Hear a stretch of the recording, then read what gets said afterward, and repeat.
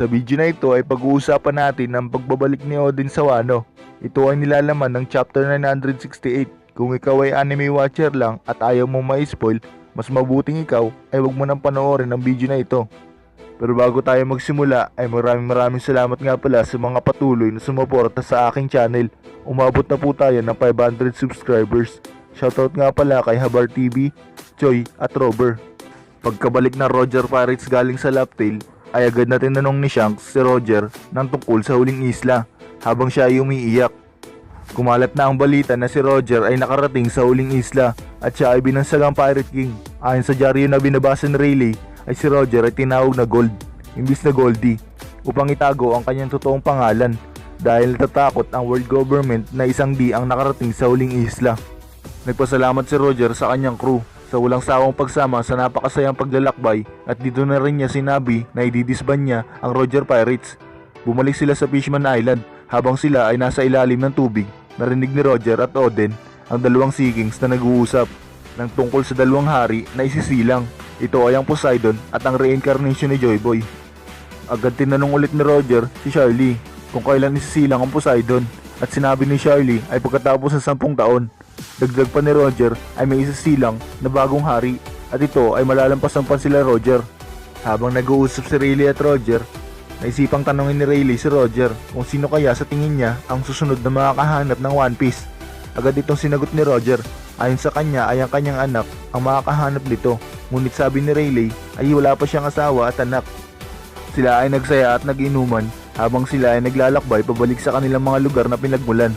Kinausap ni Roger si Oden. Sabi niya ay makikipagkita siya kay Whitebeard at sasabihin niya na ibalik si Iso sa Wano, ngunit ito ay tinanggihan ni Oden. Pagkarating nila sa lugar na bababaan ni Roger ay agad na nagpaalam si Roger kay Rayleigh at tinawag niya itong Dark King. Siya ay may sinabing salita kay Rayleigh. Nakita na natin ito sa flashback ni Rayleigh noon sa Sabaody Arc habang siya ay nagkukwento sa Straw Hat Pirates. Iniwan niya rin ang sombrero niya at ang lahat ng crew member ay nag-iyakan. Agad silang bumalik sa Wano upang hihatid si Oden at siya ay sinalubong ni Toki, Momonosuke at Hiyori at ang kanyang mga retainer. Masaya ang mga tao sa pagbabalik ni Oden sa kadahilan ng matatapos na ang kanilang paghihirap sa ilalim ng pamumuno ni Orochi. Kinuwento ng mga retainer ni Oden ang totoong nangyari sa loob ng 4 na taon habang si Oden ay wala sa Wano. Ayon kay Kinemon ay pinoproblema nila ang naging tagapagmana ng titulo bilang isang shogun. Dagdag pa niya ay kaya si Orochi ay naging shogun ay pinagkatiwala daw ni Oden kay Orochi ang pagiging isang shogun habang siya ay wala sa Wano. Ayon kay Raizo, si Orochi daw ay naipagkasundo sa isang pirata. Ito ay walang iba kung hindi si Kaido. Dagdag pa niya, si Kaido daw ay may lakas na sa halimaw, kaya hindi nila ito malabanan. Dagdag pa ni Kinemon ay may isang tao na tumanggi na magtrabaho bilang isang minero, kaya ang pamilya nito ay pinagpapatay. Ang Red Scabbards ay nagprotesta sa Flower Capital upang itigil ang maling pamumuno ni Orochi. Ngunit habang sila ay nasa Flower Capital, ang mga tauhan naman ni Kaido ay binalak na patayin ang karapat-dapat na magmana, si Momonosuke at Hiyori. Ngunit si Toki ang tinamaan sa binti ng palaso na dapat ay tatama kay Momonosuke. Ito ang naging dahilan ng pagkakagalit ni Oden, kaya naman siya ay agad na nagmadaling pumunta sa Flower Capital upang patayin si Orochi.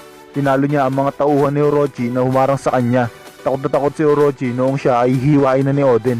Dito na nagtatapos ang ating video.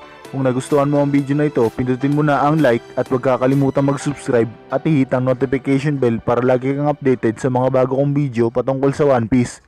Pasensya na nga pala sa mga hindi ko na shoutout. Sa next video na lang po kayo. Sa mga may gusto magpadala ng theory dyan, maaari mo akong padala ng message sa Facebook. Nasa description ang link.